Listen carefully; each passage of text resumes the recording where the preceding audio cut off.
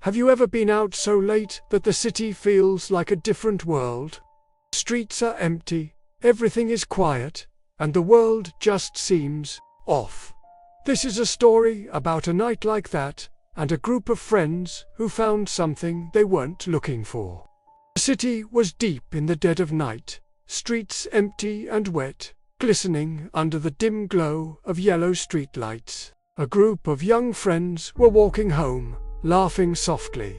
They had just been celebrating their first real jobs, and the buzz from the drinks was still there, making their steps a little unsteady.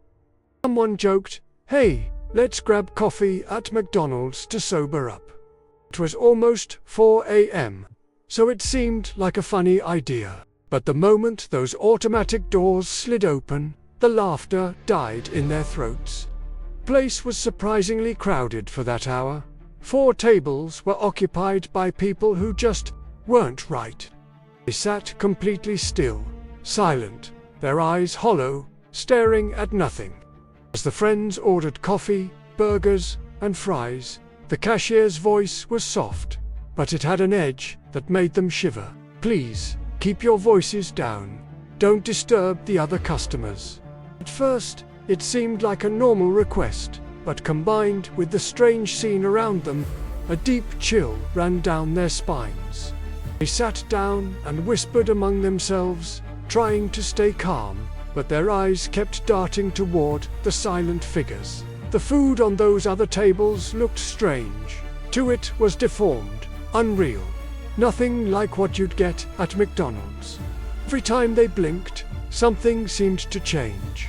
The figures would be there one moment, motionless, and the next, they'd look like they were fading into the air.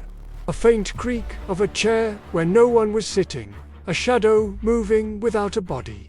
It was like a living nightmare. They tried to eat, tried to talk, but the oppressive atmosphere just grew heavier. One of them forced a laugh, but it came out strangled and weak, swallowed by the growing dread. And then it happened. The figures around them vanished. Just gone. No sound of chairs scraping, no doors opening. Only empty tables and a silence so profound it felt like it was pressing in on their ears. Their hearts were pounding. They looked at each other, eyes wide with terror, but no one dared to speak. They bolted out of there as fast as they could. The parking lot was deserted, with the faint streetlights casting long, jittery shadows. A staff member was leaning against the wall, smoking. He saw them, and his voice was hushed, as if speaking too loudly might summon something. "Sorry, no one told you. Those people aren't real customers." He explained that around this time, in the early morning, these shadowy figures often appear, then vanish within minutes. "No one knows who they are or where they come from," he whispered. "Maybe they're lost spirits, just wandering this world without a way home." The friends froze, trying to catch their breath, but the terror clung to them, crawling under their skin. Even the sound of a soda can rolling across the pavement made them jump, their eyes scanning the darkness for more shadows. Back home, none of them could sleep. Every time they closed their eyes, they saw those hollow faces, those blank stares, those cold hands resting on phantom tables. Days later, they tried to tell the story to others, but it sounded like nonsense. Yet, the memory of those empty eyes and motionless bodies stayed with them.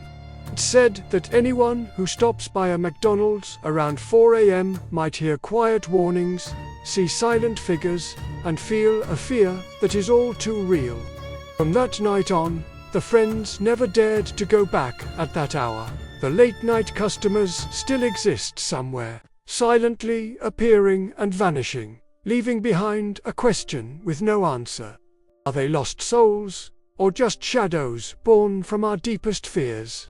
So next time you find yourself out late, when the city is quiet and the lights are flickering, just be careful where you decide to stop for a late-night snack. You never know who or what might be waiting for you.